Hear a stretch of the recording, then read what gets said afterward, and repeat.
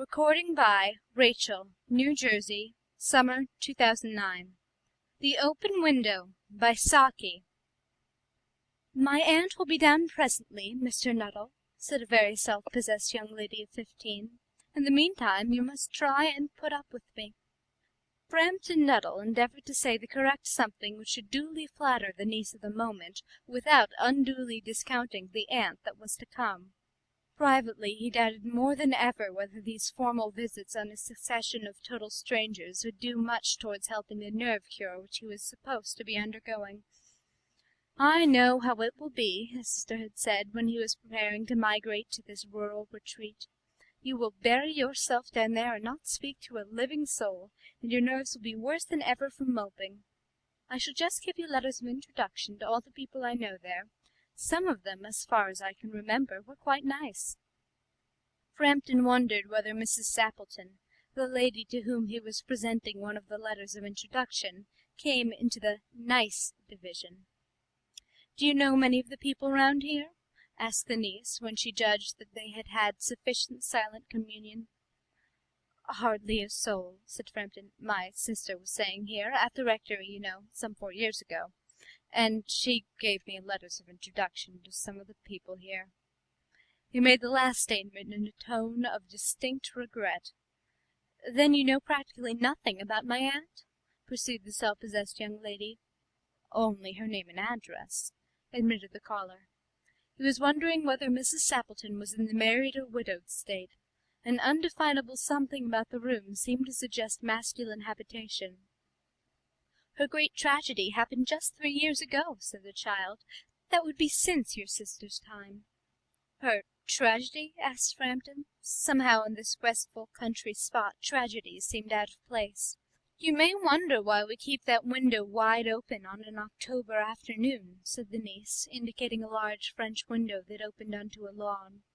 "It is quite warm for the time of year," said Frampton.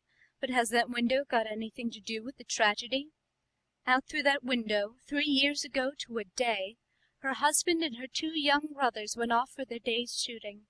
They never came back.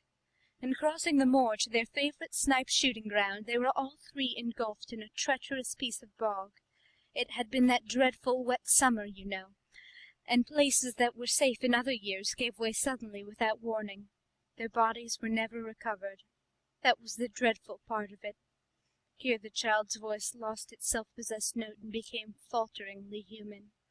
"Poor aunt always thinks that they will come back some day, they and the little brown spaniel that was lost with them, and walk in at that window just as they used to do. That is why the window is kept open every evening till it is quite dark. Poor dear aunt, she has often told me how they went out, her husband with his white waterproof coat over his arm, and Ronnie, her youngest brother, singing 'Bertie, why do you bound?' as he always did to tease her, because she said it got on her nerves. Do you know, sometimes on still, quiet evenings like this, I almost get a creepy feeling that they will all walk in through that window." She broke off with a little shudder. It was a relief to Frampton when the aunt bustled into the room with a whirl of apologies for being late in making her appearance.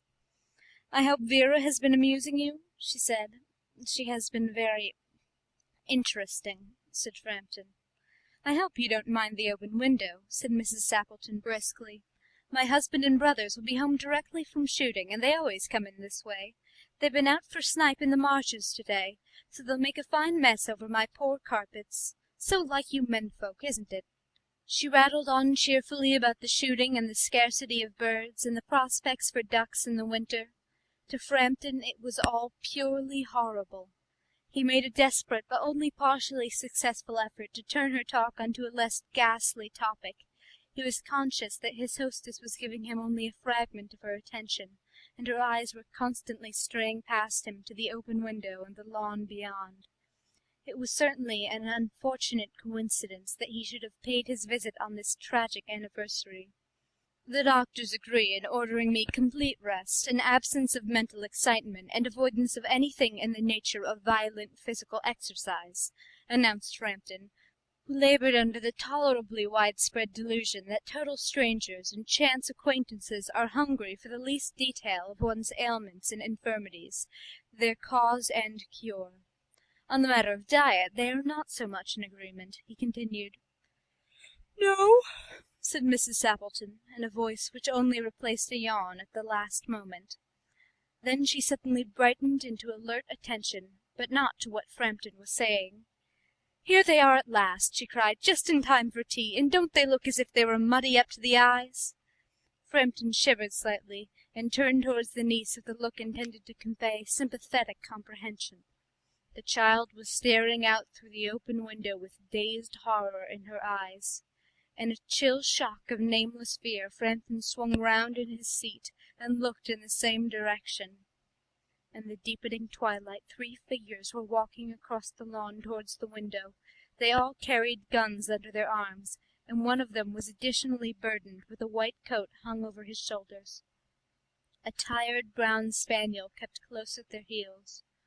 Noiselessly they neared the house, and then a hoarse young voice chanted out of the dusk, "I say, Bertie, why do you bound?" Frampton grabbed wildly at his stick and hat. The hall door, the gravel drive, and the front gate were dimly noted stages in his headlong retreat. A cyclist coming along the road had to run into the hedge to avoid an imminent collision. "Here we are, my dear," said the bearer of the white mackintosh, coming in through the window. "Fairly muddy, but most of it's dry. Who was that who bolted out as we came up?" "A most extraordinary man, a Mr. Nuttall," said Mrs. Sappleton.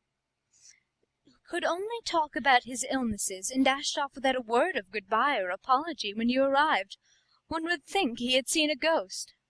"I expect it was a spaniel," said the niece calmly. "He told me he had a horror of dogs. He was once hunted into a cemetery somewhere on the banks of the Ganges by a pack of pariah dogs, and had to spend the night in a newly dug grave with the creatures snarling and grinning and foaming just above him.